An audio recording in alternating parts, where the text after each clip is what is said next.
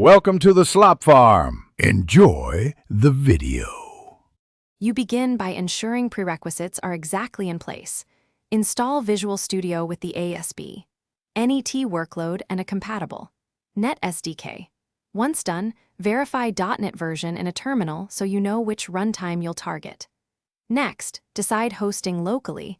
Enable IIS if you want full-featured hosting, or rely on Kestrel for fast development. Make sure ports are free and development certificates are trusted so HTTPS works.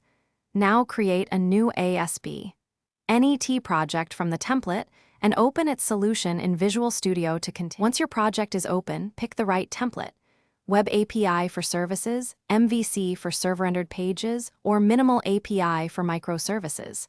Then configure app settings. JSON with your connection strings, logging levels, and port numbers so environments behave predictably. Next, in Program, CS register necessary services, DB context, identity, HTTP client, and add middleware, exception handling, HTTPS redirection, static files, routing, and authorization. Make sure dependency injection scopes are correct and that you seed or migrate databases before running. Now run the app locally with .NET Run or hit F5 in Visual Studio to test endpoints and pages. Once stable, publish using .NET Publish, a Docker image, or your CI pipeline to deploy to your server or cloud.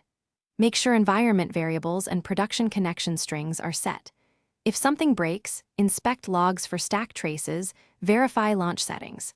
JSON for correct URLs and ports, and look for certificate or port conflicts.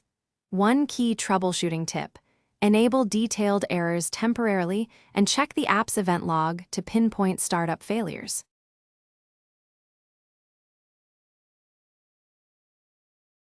Thanks for watching. Consider subscribing if we helped you today.